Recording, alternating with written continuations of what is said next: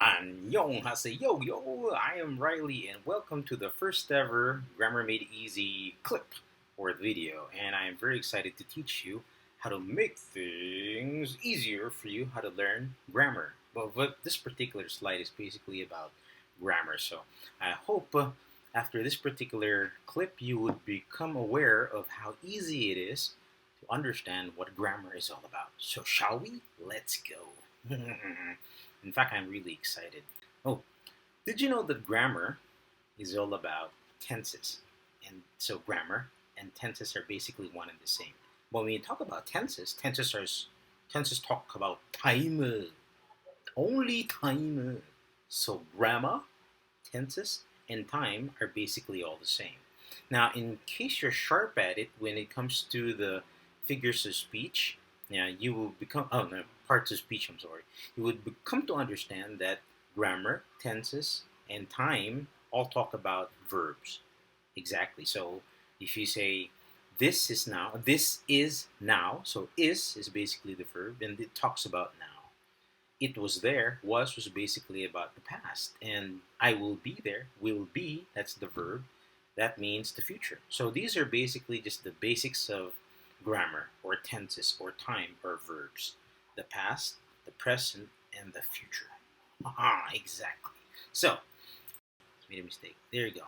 And okay, this one, every time I click that one, so here, when you look at this one, it has to be here. Okay, there you go. Okay, and then the future will be basically about tomorrow. So look at the dot here. That is right here. So I will buy a cake soon. So basically, this particular adverb, okay, of time, okay, soon talks about talks about. It gives you the idea that this one is basically in the future tense because of soon. I will meet you soon. Will plus verb. Okay, remember I told you before, grammar, tenses, time, they're just verbs. So if you look at the underlined verb in the sentence, will buy, that's basically the verb. So that's in the future tense.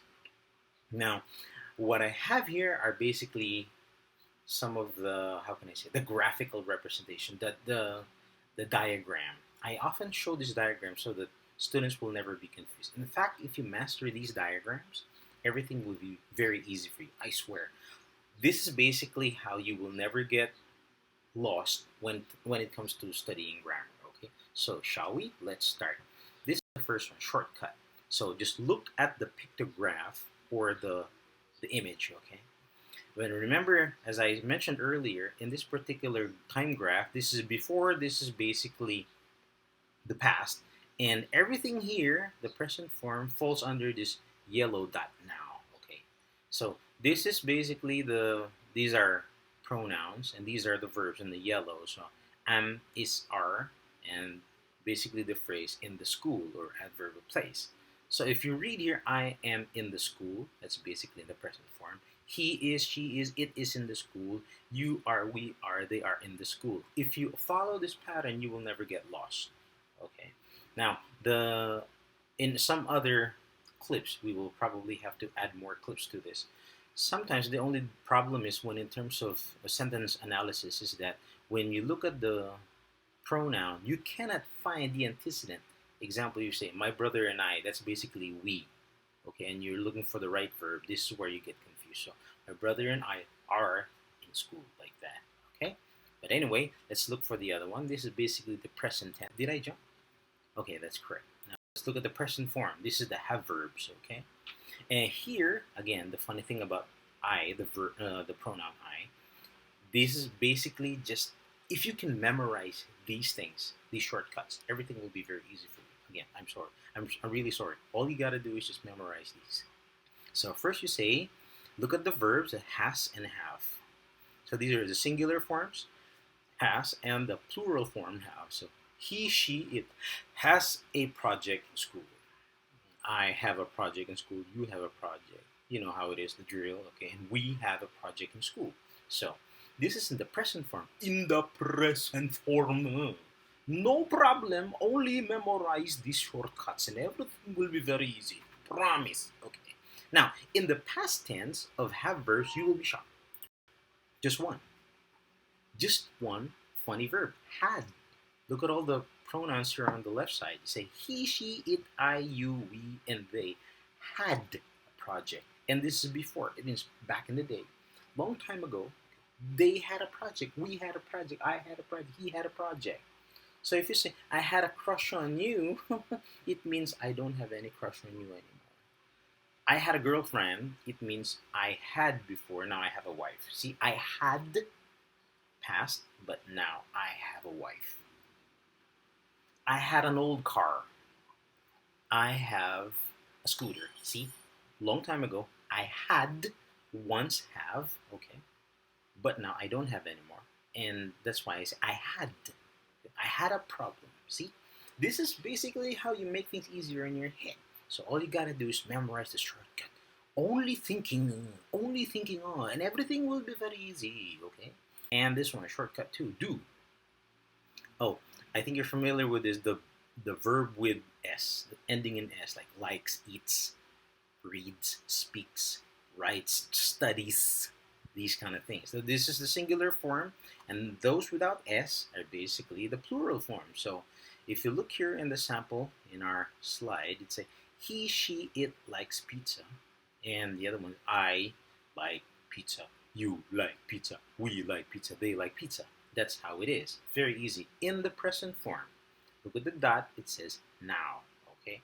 Now when you look at the, it's funny, but when you look at the past form, just like in the had, okay, have verbs, had, you remember?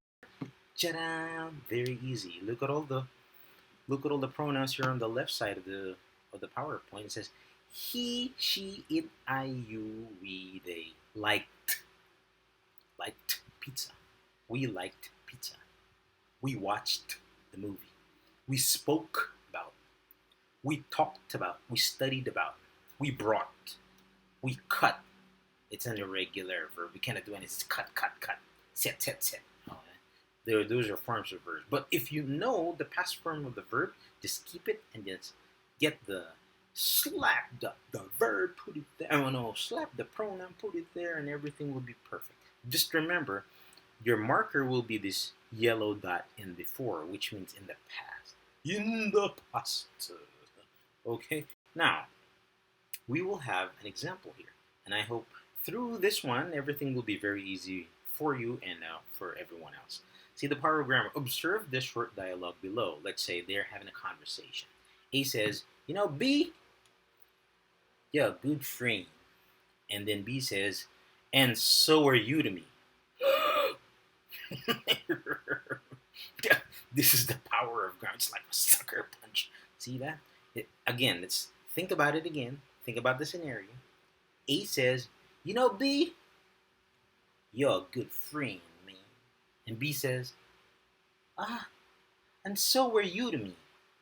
Now, if you look here, B, in the meaning here, B does not consider A as his or her friend anymore. Y'all understand? So B is not close with A anymore.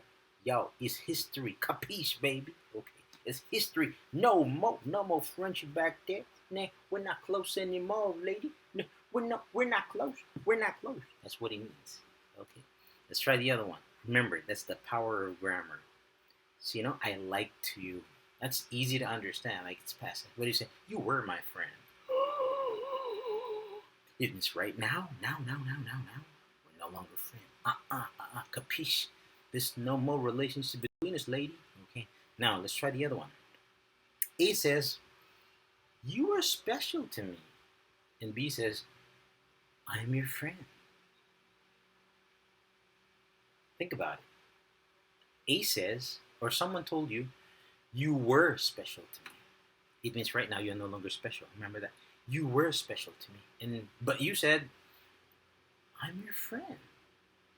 So there's a possibility here as we analyze the meaning in the blue ink. B still likes A, but A does not feel the same. There's a possibility like that, or like I said, the feeling is not mutual anymore. What do you think? But again, the power of grammar or verbs. Be careful when you use your verbs, I swear, because it changes the entire meaning of the sentence or the statement. That's how powerful it is. lady. Know what I'm saying? Okay, listen. That now we're using the do verbs. Ian loved you. Someone tells you, Ian loved you. So Ian does not love you anymore. Remember, Ian is not interested, maybe not interested right now. Okay, and B says, I know, but I wasn't interested. Ian, hey, yeah, yeah. Ian loved you. Ian loved you, and you said, I know, but I wasn't interested. So even then, when Ian loved you back in the day, probably when you're still on your diapers, Ian loved you, but from your statement, it means that you knew about it. You probably have known about it, but you're just not interested. See? So maybe B felt sorry for Ian not loving Ian back, or it was just nothing to her. That's basically the meaning of that. See, again, just one word, verbs change. Everything changes. Be careful. Okay. Now listen, do verbs again. This is the dialogue. Just look at the dialogue. A says, "Hey, I need to talk to you," and B said, you just had to tell me earlier." It means that B is not available right now. Very busy schedule. I need to talk to you. You just you just had to tell me earlier. But in real life conversation, if you know grammar, that's all you gotta say. But because many people are not very good in grammar, they say, "Oh no, why didn't you tell me earlier?" It's because I have a very busy schedule right now. Therefore, I cannot do these things. Because my hands are full. My schedule is full. I cannot do anything. I don't have time for you. Think about it. And that's what it is. That's the problem. But if you're really good in grammar, all you gotta do is just say, "Oh, come on, man. You just had to tell me earlier. I don't have time now. Sorry. Capiche. Get off. Buzz off." Now, when you are telling a story, remember this, when you are telling a story, look at the dots, and these are basically more like sequence of events. Okay? Well, it's funny, but because when we tell stories, we usually just talk about it's like teleporting thing, like Nightcrawler from the X-Men. In a timeline like this, from the past to now, we just say, yesterday we went to the mall. In a timeline, just one in the past, went to the mall. We went to the mall, and then we bought some yummy pizza. One, went to the mall, bought some yummy pizza, and then we walked around anywhere, and then we went home. It's funny, but because probably we're learning the basics of grammar now, the past, the present, and the future, you would come to understand that there's something missing, and you need to be very careful with these continuous tenses. And don't worry, because in the next slides, those are the things we're going to be learning. Okay, but in the benefit of us learning, telling the past, remember, you have to learn how to do these things. Think about it. So this, is it a great or khaki color? Okay. I saw you yesterday. You went to the shop. I think you bought some cookies. You looked busy. See that? The sequence of events. So, wait. I saw you yesterday. You went to the shop. I think you bought some cookies. You looked busy. You just gotta arrange these things in sequence. Because if your sequence is screwed up, patay tayo dyan. Patay tayo. Okay, so in a nutshell, remember that we need to be very, very particular with the timeline. Timeline defines grammar. If in your head you have this timeline of the past, the present, and the future. Yeah, like the moving, swaying. But remember, when you tell usually a story, you usually just talk about the past. So it's very easy. I want you to picture in your head, and once we're done with this video, you can go over this one, you can rewind it, and then you look at the pictogram and everything will be okay. For For a little review, remember, time is grammar. Grammar is tenses, and tenses are basically verbs. Grammar, tenses. Tenses, verbs. Tenses, verbs, and time are basically one and the same. Okay? With that, this is going to be our next lesson for tomorrow. And what are these things? This is basically the past, the one in the orange, and this is basically again in the past. But this particular one, this is what they call the past continuous and past tense. We'll be combining them. So if you're interested and you really want to know more about grammar and you think this particular video is really, really important, I know how to say yo. All you gotta do is click that subscribe button. Salamat po. And then all you gotta do is share it and tell the world, hey, there's a crazy teacher who's gonna be teaching you how to. Enough of that.